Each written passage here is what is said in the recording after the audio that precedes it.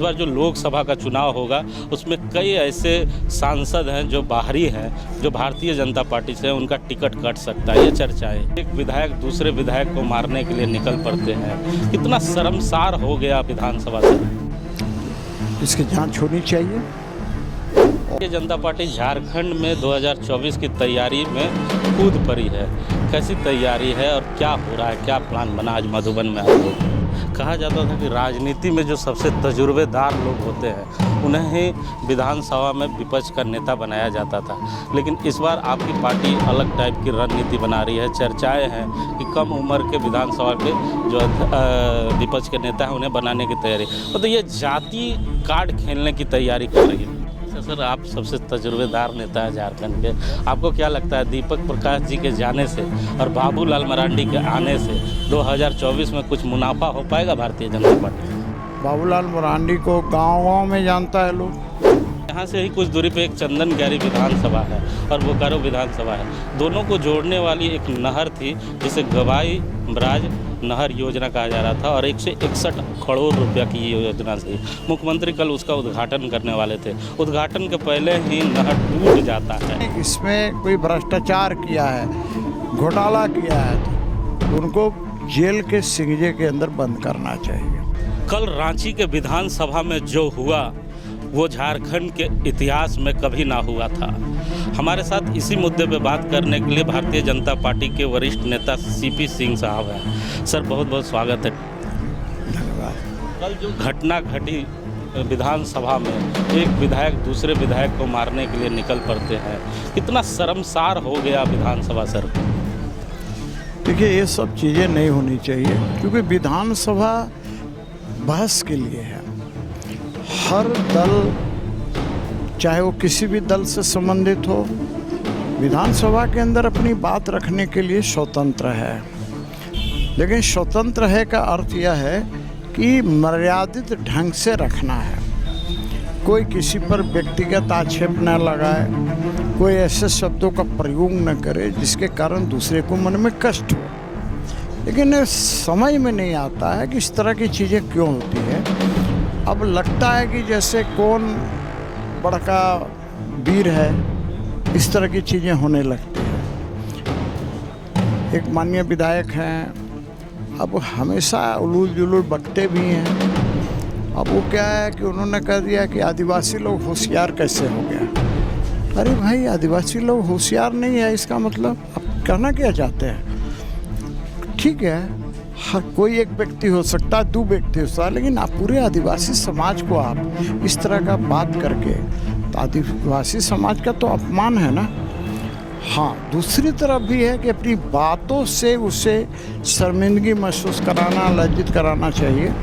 तो इस तरह के जो ताव तैस में इस तरह की चीज़ें होती है, एक दूसरे को देख लेने की धमकी देने, इस सब तरह की बातें होती है, ये कदापि उचित नहीं है और इस पर विराम लगना चाहिए। देखिए, सदन धीरे धीरे गरिमा को खोता जा रहा है और सदन की गरिमा माननीय विधायकों के कारण ही रहता है। जब माननीय विधायक ही इस तरह के वातावरण वहाँ पर पैदा करेंगे, इस तरह की मिसाल पेश करेंगे, तो दूसरे पर इसका क्या प्रभाव पड़ेगा ये सोचना चाहिए।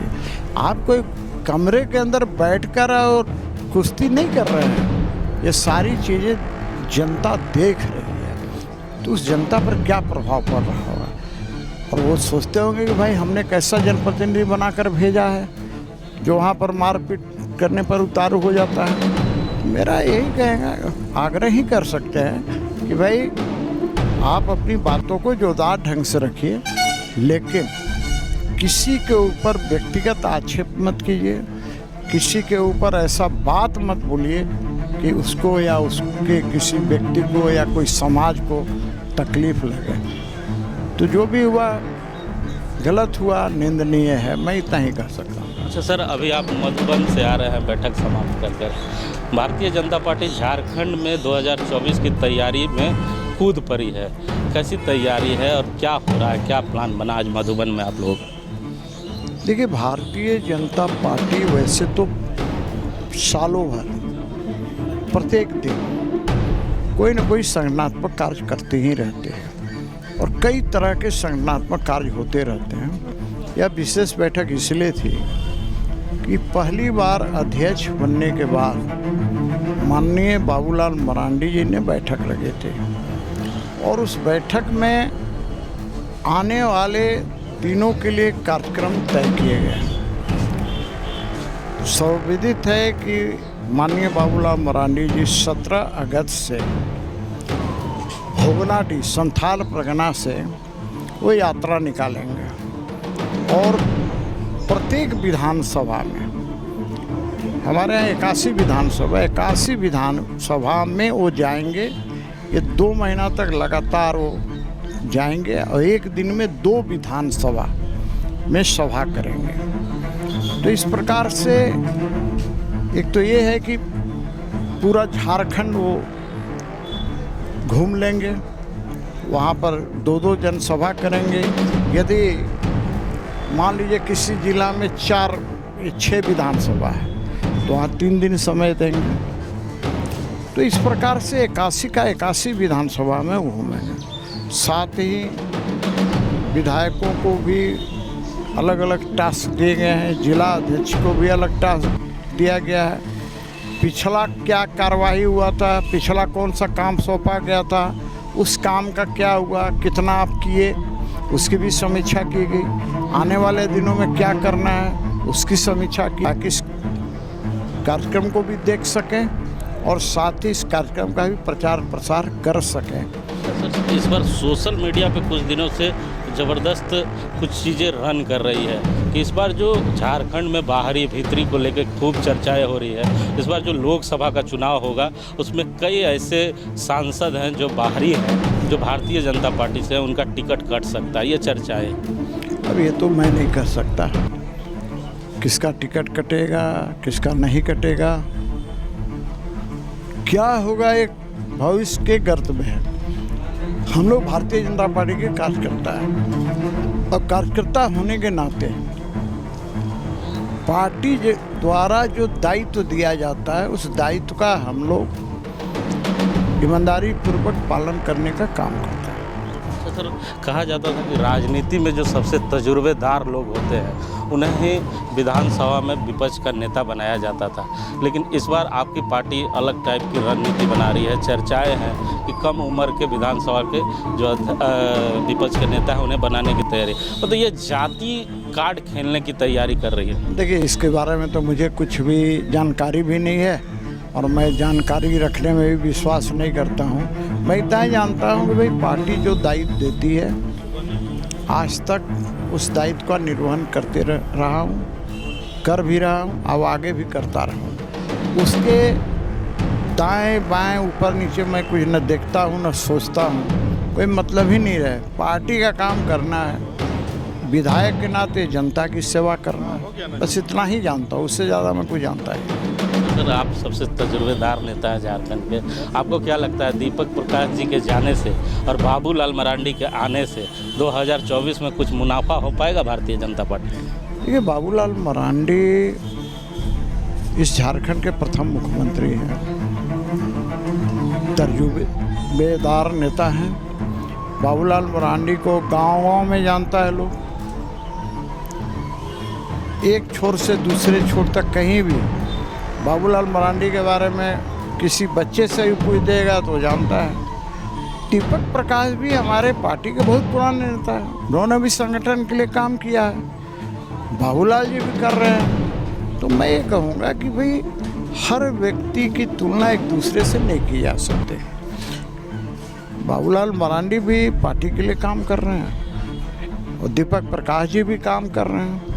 दायित्व का अदला बदली हुआ है, दायित्व सौंपा गया है तो उस दायित्व के अनुसार काम करना है। हाँ, निश्चित रूप से मैं कह सकता हूँ कि भाई बाबूलाल मरांडी के बनने से भारतीय जनता पार्टी को लाभ अवश्य मिलेगा। तो सर, 2024 में बड़ी चुनाव होने जा रही है, इसमें भारतीय जनता पार्टी जो झारखंड में जब चुनाव लड़ेगी लोकसभा का, तो प्रमुख एजेंडा क्या रखेगी जिससे उसे बेनिफिट मिलेगा, क्योंकि आप तजुर्बेदार? देखिए, लोकसभा का चुनाव लड़ रही है तो भारतीय जनता पार्टी स्वाभाविक रूप से जो देश के अंदर प्रधानमंत्री नरेंद्र मोदी जी ने अभी की बात करेंगे तो 9 साल, लेकिन जब चुनाव होगा 10 साल, तो 10 साल में इस देश को मजबूत बनाने के लिए, इस देश के बेहतरी के लिए जितना काम किया है, जिसके कारण न सिर्फ देश के अंदर बल्कि विदेशों में भी मान सम्मान इस भारत का बढ़ा है।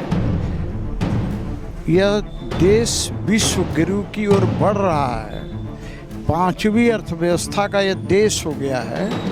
तो स्वाभाविक रूप से हम विकास पर ही चुनाव लड़ेंगे। जिस क्षेत्र में आप जाइए, आज स्थिति यह है, मैं नहीं कहता कि पहले काम नहीं हुआ, अरे जो भी आएगा काम करेगा, लेकिन आम जनता को उसका कितना लाभ मिलता है। आप देखिए, कभी सोचता था कोई कि एक साधारण आदमी गांव का, पहले बैंक में अच्छे अच्छे आदमी का खाता नहीं खुलता था साहब।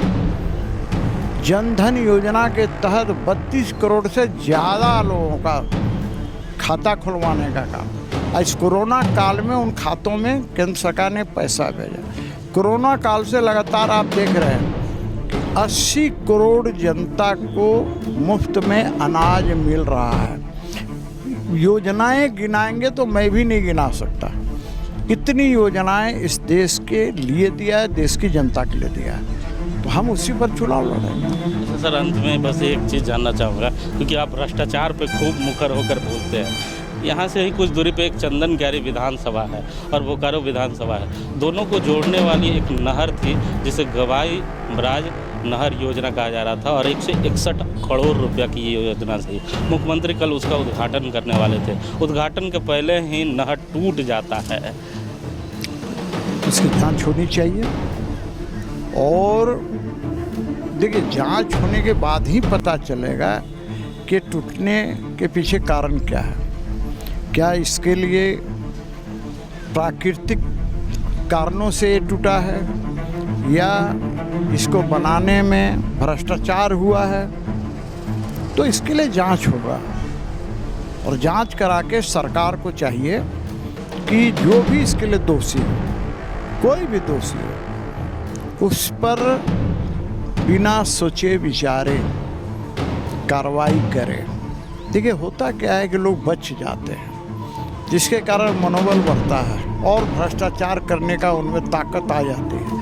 तो वैसे भ्रष्टाचारी जिन्होंने इसमें कोई भ्रष्टाचार किया है, घोटाला किया है, तो उनको जेल के सिंगजे के अंदर बंद करना चाहिए। तब मैं समझता हूँ कुछ लगाम लगा। और हर स्तर पर देखिए भ्रष्टाचार है। सिर्फ एक इशू पर बात करें तो अच्छी बात नहीं है। आप जिधर जाइएगा उधर ही भ्रष्टाचार है। भ्रष्टाचार तो अब लगता है शिष्टाचार हो गया।